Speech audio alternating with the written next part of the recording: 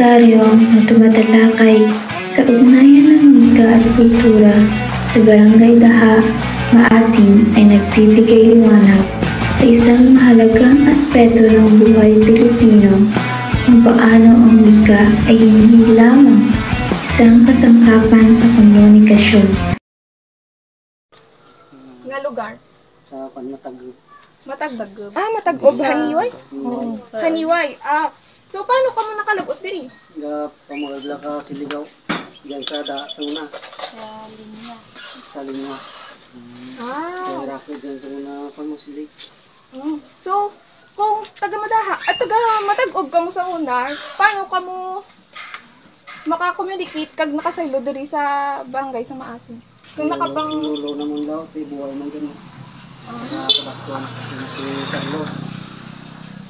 Diyan kami ka nagbuhay, diyan ka istarang amo niya lulo. Pag ang lula, diyan sa nabuhay sa may linya.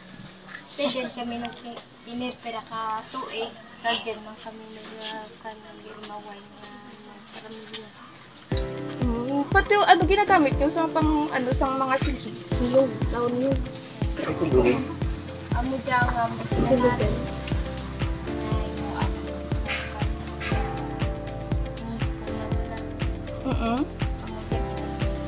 Amo lang sina ang pangabuhian nyo diri sa Isa sa mga natatanging ambag ng mga Aita sa ating lipunan ay ang kanilang simpleng pamumuhay. Dahil sa uri ng kanilang pamumuhay ay hindi sila nagiging dahilan ng pagkasira ng ating kalikasan, bagkus ay mas pinapanatili din nilang itong maayos. Mas pinapakita nila ang tinatawag nating easy way of living na hindi masyado nakadepende sa makabagong henerasyon natin ngayon na nakasalalay sa mga makabagong teknolohiya at kagamitan. Pinapayaman din nila ang mga kultura at kaugalian nilang pagiging masipag, matiyaga at pagkakaisa na kanilang naipapamalas sa kanilang tribo na isang katangian na dapat taglayin upang masugpo ang mga bagay na nagpapahirap sa atin. Hindi din sila iba sa atin. Malipunan silang katangi-tangi at may pamanang lahi sa tunong, kultura at sining. Sila ang mga katutubong Aita. Sila ang nabuhay sa kabundukan. Ang mga katutubong Aita ay nagmamana at nagsasanay ng mga natatanging kultura at paraan ng pagkikipugnayan sa mga tao at kapaligiran. Pinapanatili nila ang mga katangiang panlipunan at kultura sa ating bansa. Sila ang nagbibigay kulay sa kulturang Pilipino at ang kahalagahan ng mga katutubong Aita ay nagbibigay sa atin ng pagkakailan.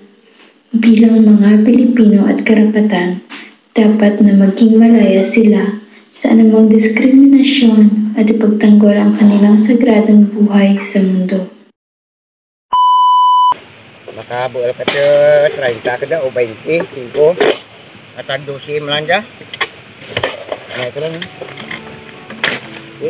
Piraihan makita mo siya sa kadlaw.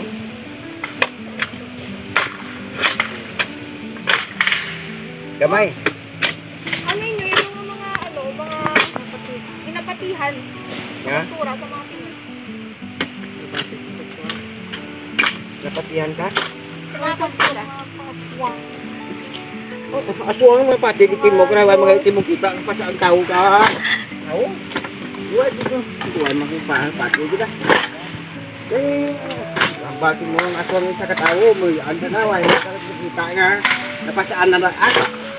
O kung ay mikat nakita nga, nagtunan balay na, puro may nagusab na tao. Kuhian ka ng iba.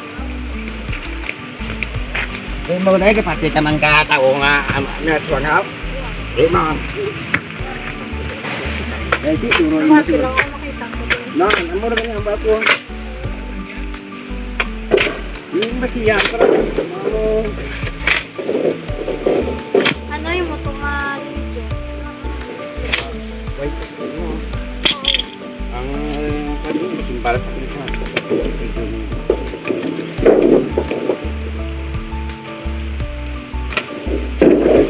kami sa maraming sa wala ko mag-sila kami sa agi kami sila. Yan mo guys. Dirigi ka mo nagtako sa maas. Ako taga-kalinog ko. Taga-kalinog. Nakapangisawalan ko di. Kedua ko. Kedua na nga rin tao mo na. Ayo na. Ha? Yapa ko kaabot. Ay nagpapakita ng kanilang kultura at tradisyon. Halimbawa, ang paraan ng kanilang pagpati, ang kanilang mga panalangin, at ang kanilang mga kwento ay bawang nagpapakita ng kanilang paniniwala at pagpapahalaga. Ang kabuuang katawagan sa mga kaisipan, kaugalian, tradisyon at gawin ng isang lipunan. Tinuturing ito bilang isa sa mga sentrong konsepto sa larangan ng antropolohiya, kung saan hinahanap at pinag-aaralan ng mga antropologo ang mga pagkakaiba ng mga kultura, gayon din sa mga pagkakapareho nila. Ang bandaigdigang kultura tulad ng sining, musika, sayaw, ritual, relihiyon at teknolohiya nahahati sa dalawa ang kultura. Ito ay ang material tulad ng pananamit at tahanan at di material tulad ng politika at mitolohiya. Kaya dapat nating tangkilikin ang sariling wika, kultura at lipunan upang mas lalong mapaunlad na palago ito. Nakakatuwa ring mapansin ang pagiging butas ng mga residente sa pagbabahagi ng kanilang mga karanasan at kaalaman.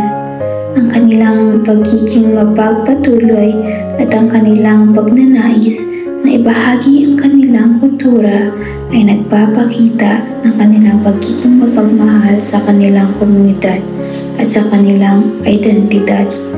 Ang kanilang pagmamalaki sa kanilang wika at kultura ay isang inspirasyon sa amin at sa lahat ng nanonood. Gayunpaman, mayroon ding mga hamon na kinakaharap ng Barangay Daha pagdating sa pagpapanatili ng kanilang wika at kultura. Ang impluwensya ng globalisasyon at ang paglaganap ng wikang Tagalog ay nagdudulot ng pagbabago sa kanilang paraan ng pagkikipag-usap at pag-iisip. Mahalaga na mapanatili ang kanilang lokal na wika at kultura upang hindi mawala ang kanilang identidad at ang kanilang natatanging kultura. Ang wika ay isang nakabalangkas na sistema ng komunikasyon na binubuo ng balarila at talasalitaan. Ito ay sistema ng konbensyonal na sinasalita, pakumpas o nakasulat na mga simbolo kung saan ang mga tao bilang mga miyembro ng isang panlipunang grupo at mga kalahok sa kultura nito ay nagpapahayag ng kanilang sarili. Ang wika ng tao ay nailalarawan sa pamamagitan ng pagkakaiba-iba ng kultura at kasaysayan nito na may mga makabuluhang pagkakaiba na naobserbahan sa pagitan ng mga kultura at sa buong panahon.